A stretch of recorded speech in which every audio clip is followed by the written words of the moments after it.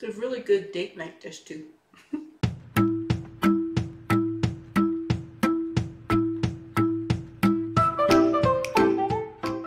Hi everybody and welcome to another episode of Nakatomi Test Kitchen. I am, as always, Kelly Nakatomi, your trusty tester.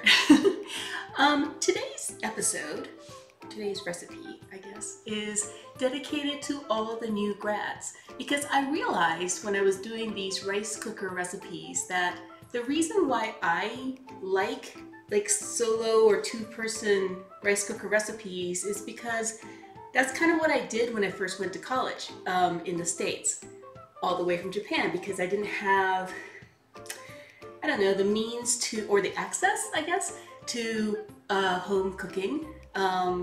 And when you're an international student and you're going to college in the States, but your parents live in Japan, you can't really go home every weekend. So the way that I was able to, at least food-wise, cope was to make like my favorite dishes from home, and a lot of them just ended up being easier in a rice cooker. So all you recent grads, this is going to be great for you because if you have a rice cooker, you can actually make these like amazing meals. Most colleges and universities have rules and regulations about what kind of appliances, like small kitchen appliances, you can bring into your dorm room. But if it allows you to have a rice cooker that you can just plug into the wall, might save you a whole bunch of time, and and then you can actually cook stuff in your dorm room.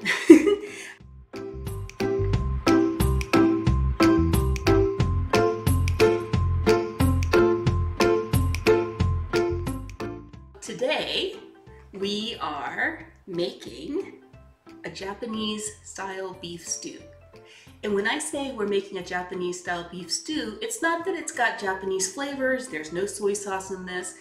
It's just that when I was in the States and I would go to a place and they were like, would you like some beef stew?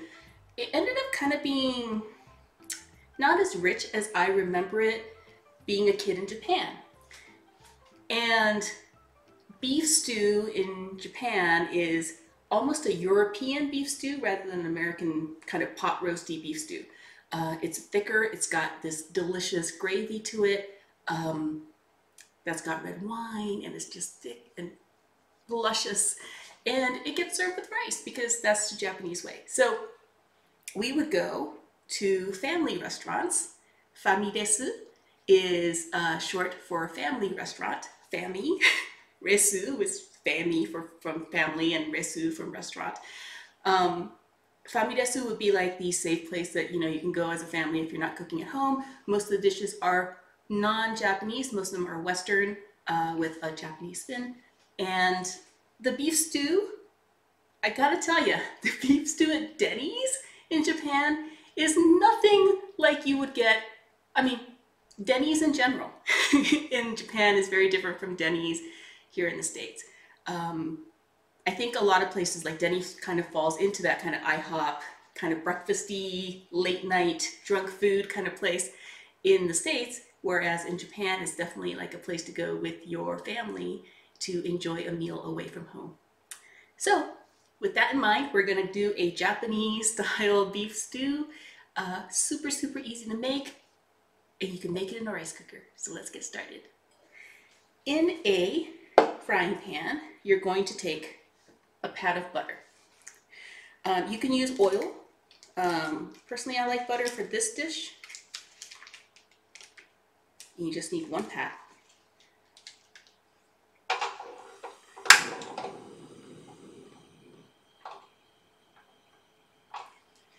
And you're going to go ahead and get that started, melting over medium heat.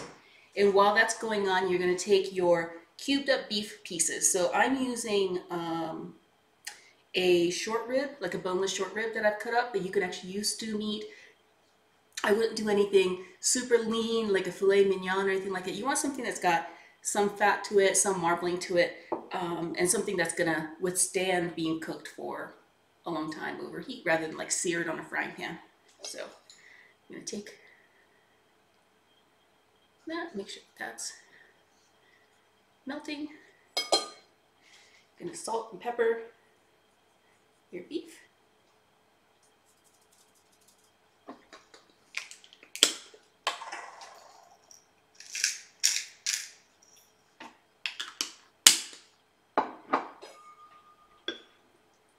And then you're just going to brown the beef.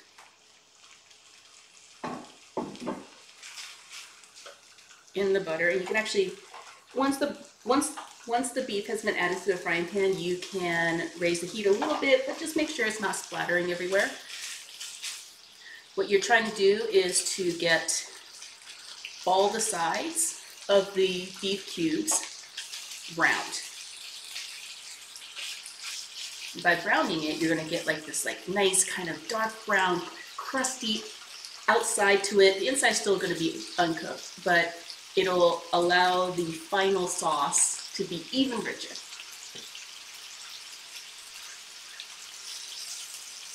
Very important not to crowd the pan, otherwise it'll like boil in the butter. You don't want that. You want actually like dark, almost dry outside, crusty edges to this.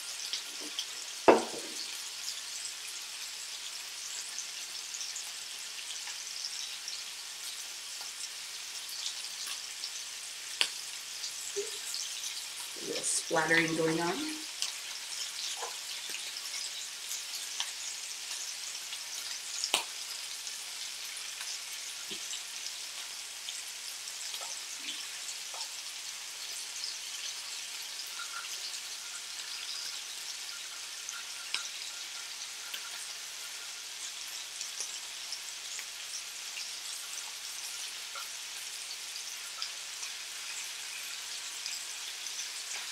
Traditionally, you can use, if you go to the supermarket, you can buy like packets of where's this stew meat, which tends to be like a chuck or some kind of sirloin, which also is one of those cuts that does way better if you do like a low, slow cooking, like in a rice cooker. You only need, because I'm only making one to two portions today in my smaller rice cooker, you only need like a third to a half of a pound of beef, because you're only doing it for two people. And it's not like you're having a steak, so you're not getting like a whole half pound or anything like that, just for yourself. You're gonna have all these like vegetables in a gravy, so you don't necessarily need to use a full half pound. This actually is a little over a third of a pound.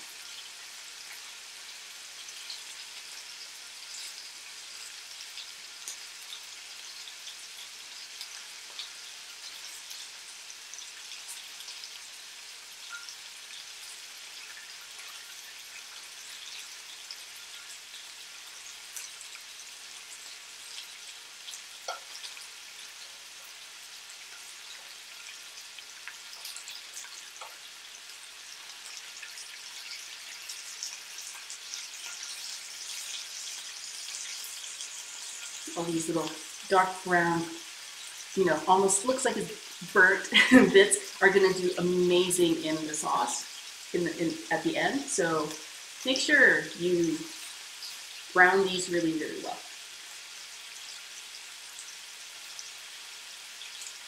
The trick is to make sure that the outside is brown.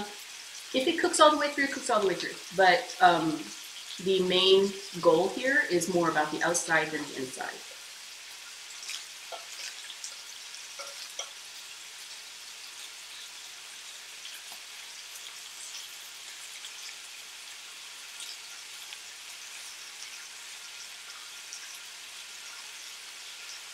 You also want to make sure you get all the sides.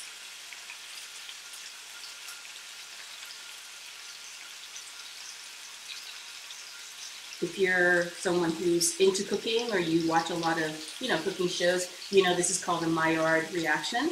And that's what makes your sauce so good. So the more kind of caramelizing you get on the outside of these pieces, the tastier and richer your end result will be.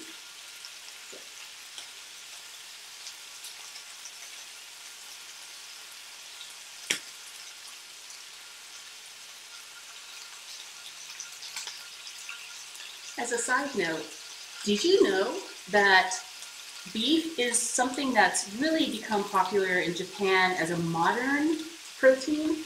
Japan is not a Christian country, so as a Shinto and Buddhist country, we didn't really eat a lot of meat because it wasn't that it was against the religion. It was if you're like working in a monastery or a temple, but as a general rule, you know, when you come from a society or a culture that puts that assumes that everything has a spirit, not necessarily a soul, it means you really tend not to eat a lot of it. So historically, meat in Japan is relatively new, beef, that is. And even in the very beginning, it was really just used as a flavoring rather than the entire dish, like a big old steak. But although now you can actually go to Japan and go to like some amazing steakhouses and enjoy like Wagyu beef and things like that. So,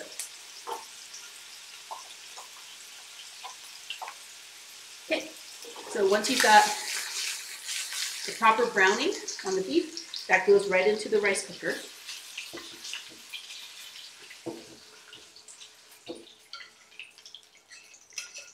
And then put the frying pan back on. And then you're going to do the same thing with all the vegetables. So, onions.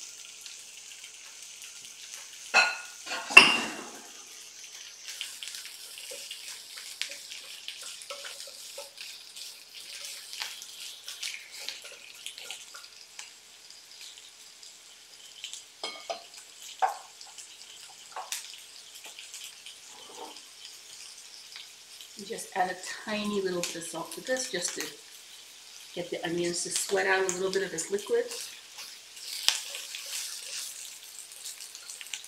And again, just like the beef, the goal here isn't to cook it through because that's what the rice cooker is going to do. You just want to get like this really pretty kind of golden brown char on the pieces of meat so that when it gets cooked into the gravy and the sauce and everything else, that it adds this like additional flavor.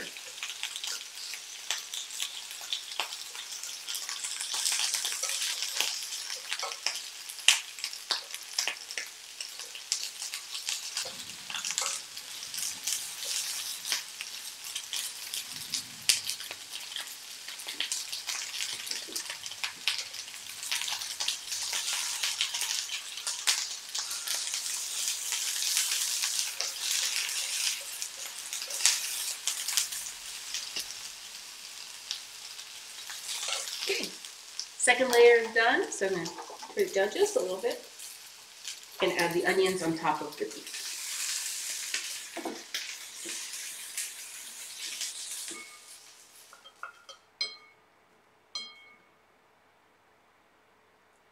Okay, to this, and this is why I have the second packet of butter, I'm going to go ahead and do the same thing with your root vegetables, which is your carrots and potatoes.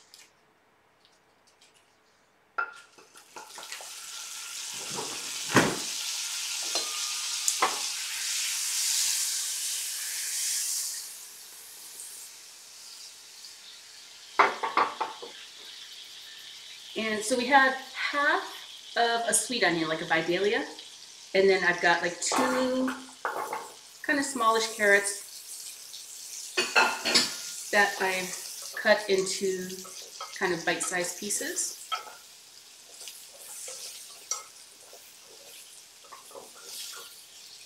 And then I'm not going to use all of these potatoes, I'm just going to use half, but this is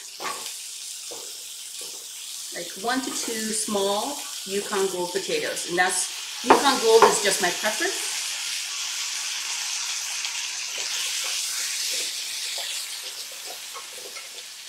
You can absolutely use like a russet potato or something else.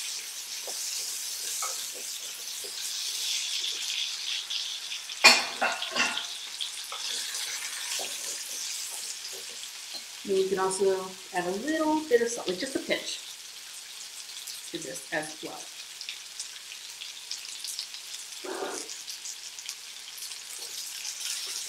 Now, if you don't have obviously a outdoor range and a frying pan in your dorm room and you just have a rice cooker, you could just put all of this into a rice cooker and just cook it down. It just won't be as rich, but trust me, it's still gonna be so good.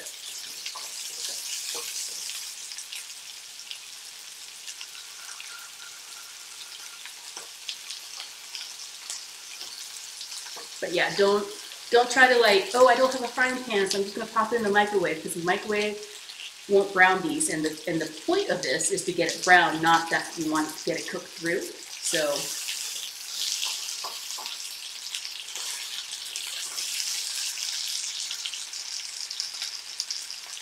but if you have access to a frying pan, or you actually are in an off-campus housing or something like that that actually has a kitchen,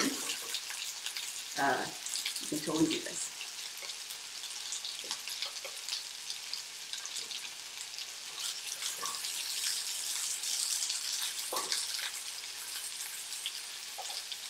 So funny, when I was a kid, this style of European beef stew, the European Japanese beef stew, was so popular that our, you know, like when you get like your kids' kitchen set, beef stew was one of the little toys that you can play with. You actually have like really cute little cut up carrots and potatoes, and got to pretend to cook your own little beef stew.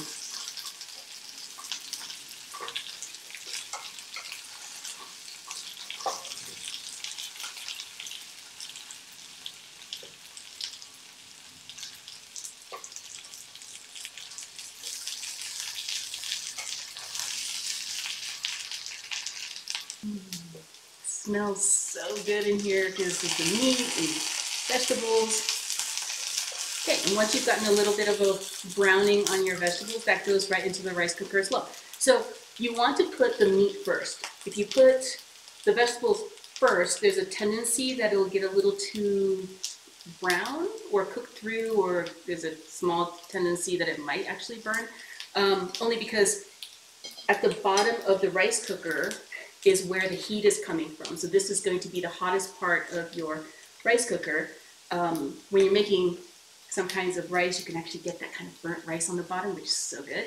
But because of that, you don't want to put easily burnt stuff on the bottom of a layered dish like this. When you're doing something with rice, then the rice goes on the bottom, and that just kind of keeps absorbing the liquids, so that doesn't burn as much. You might, again, like I said, you might get a little layer of that okoge, which is that kind of tasty burnt bottom to a rice in a rice cooker. But in this case, because we're making a stew, meat, then vegetables.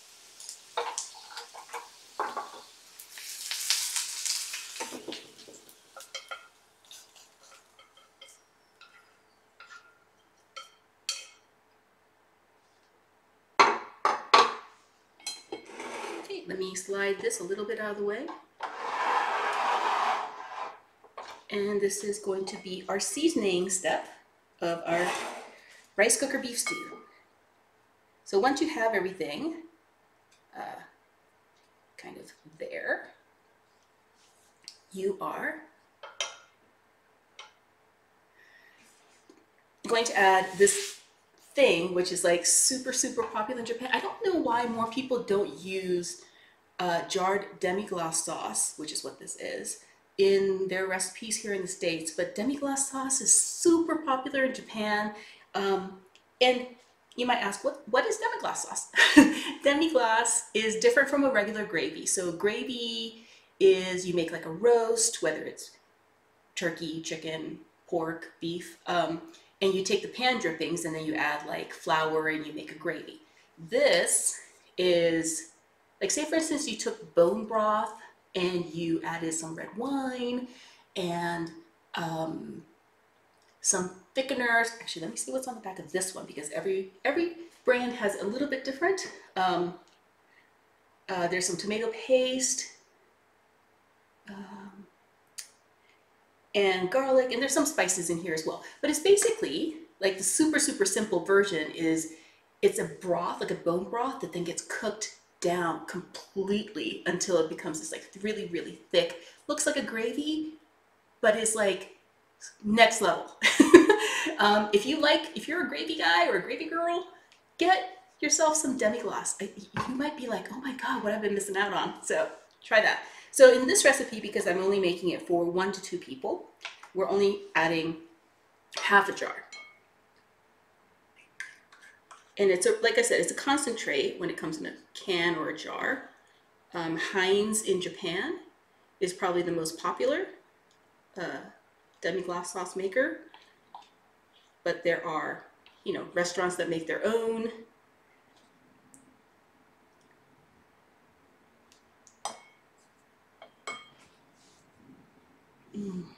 It's this, like it's red. You can smell the red wine and the beef. There's no beef broth in this. I'm sorry, there is beef broth in this, but it's with this like concentrated kind of oniony, garlicky red wine. It's almost like a beef stew in a can, which is why it does so well in this recipe. But you can totally warm this, thin this, put it over roast beef, put it in a roast beef sandwich, thin it out a little bit, and add some like shaved beef to it. You can make like a really good hot roast beef sandwich with demi-glace instead of gravy. So I cannot recommend demi-glace sauce enough. It's so good. So half a can of that, which is because that one is a larger can. If you actually want to have a measurement, you're going to be using 2/3 of a cup of demi-glace sauce. To that, you're going to add your actual liquids. So this is 100 cc, which is 1/3 of a cup of just plain water.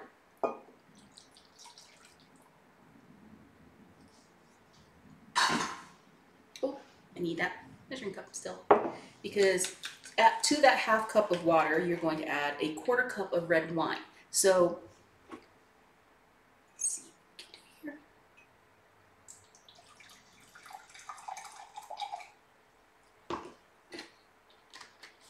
Obviously in college it was like, oh, we've got some leftover red wine, and that's what we used.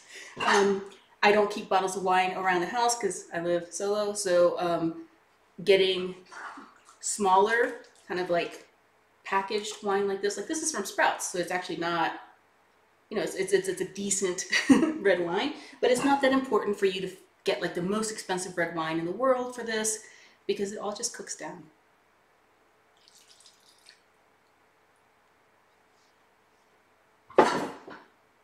Okay, to this, 2 packets, 2 packets of ketchup, which is half a tablespoon. So if you have a big squirt bottle and you have measuring spoons, then you can do half a tablespoon. If you don't have a tablespoon measure or a big bottle of ketchup, because you don't really have a fridge that's big in college, packets of ketchup are great. So 2 or half a tablespoon.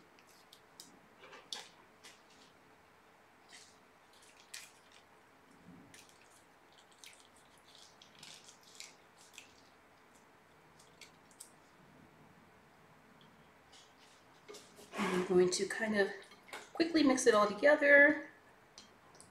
It's not super important that it's completely melded together because it will continue to cook in the rice cooker.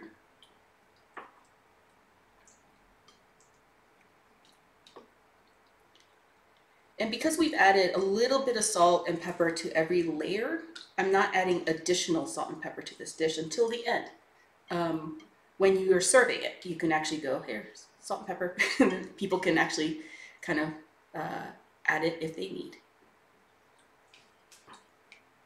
But I think if you add too much salt or pepper, it kind of takes away from the demi-glace. So, but that's just me. So that's it. That goes in the rice cooker. And I push a button, and 45 minutes later, it's done. Well, actually, not quite. So because it's a rice cooker and you're not cooking it like in a slow cooker or over a stove for hours and hours and hours, which is the traditional beef stew method, you want to check the beef. There is a possibility, and a lot of recipes actually recommend that you do this, and it kind of depends on the cut of meat and how big the chunks are, and are you using thin sliced beef or are you using just chunks of beef? You may have to do a second cooking, and that's okay. It's not going to destroy the integrity of the vegetables or anything like that. It just means that it's going to make sure that the beef is cooked through. So I'm going to go ahead and pop this in the rice cooker, and I will be back in about an hour. And we're back. You want to see what it looks like inside the rice cooker?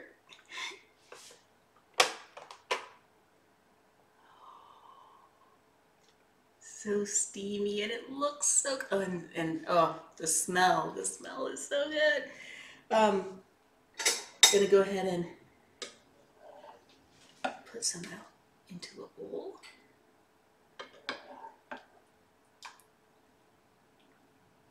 It's this kind of rich, kind of really a little bit of a tomatoey, red winey gravy smell, right? Because that's what was in it. And it's all cooked through. Because I'm using a smaller rice cooker and doing a smaller portion, I didn't have to cook it twice. Once was enough for me. And then there's like a little bit left over for the next day, or if you want seconds. Traditionally in Japan, this is served with a bowl of rice, but you're more than welcome to serve it with your favorite, like crusty French or Italian bread. Because what you want to do is you want to take advantage of the gravy, of the sauce that's in the stew, and to even make it better. As if this wasn't amazing enough already, we're going to get a little bit of creme fraiche. You can use, what can be a good substitute for this? You can use sour cream. You can use heavy cream, although it won't be quite as, it doesn't have that kind of tangy kind of added bonus. I guess you could try like a full fat yogurt. Non-fat yogurt might be a little bit too runny, but what you want is something that's kind of a high fat dairy or non-dairy thing that looks like dairy. and you just spoon that right on top. I'm using a creme fraiche, which is kind of like a sour cream, but a little bit richer. And then what happens is the heat from the stew melts the creme fraiche into this kind of luscious, wow, that's hard to say, luscious-y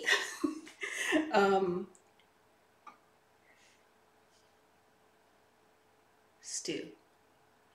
Then we decorate it with a little parsley on top. And now let's do a taste test. Oh, I can't wait. I love this so much.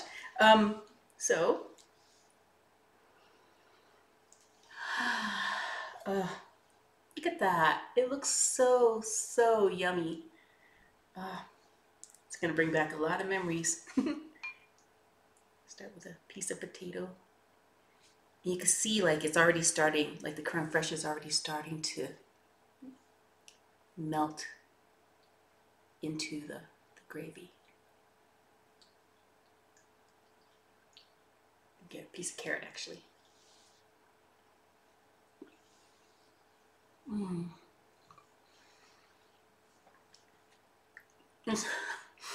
It's so good.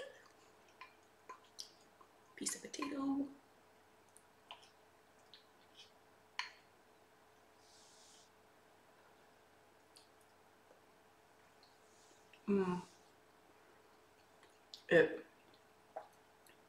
It is. It's so rich that it almost makes you like not have to eat the whole thing to feel satisfied, because it's just so so good. Okay, I'm gonna have a piece of the beef. I'm gonna pick like a smaller piece, and I'm gonna have it with my rice. Obviously there's like melted onions throughout this whole thing, which makes it even better.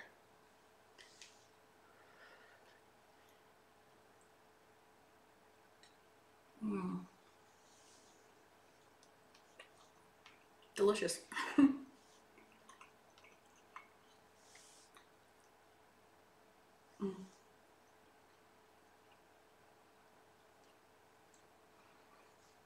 Mm. It's soft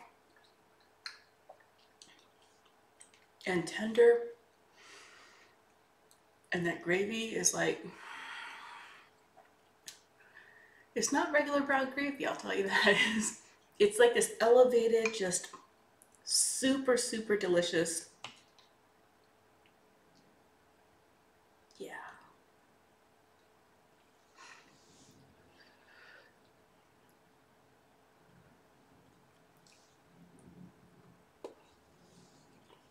Mm. Mm, mm, mm.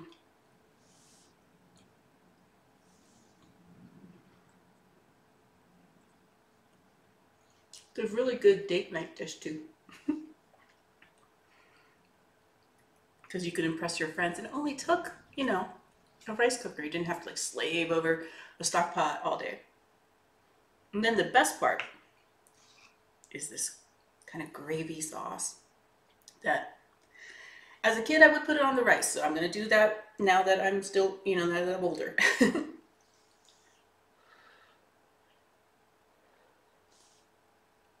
Mm. Mm. That ketchup adds a little bit of like a sweeter tomato paste flavor without it really tasting like ketchup. And it goes so well with that demi-glace sauce.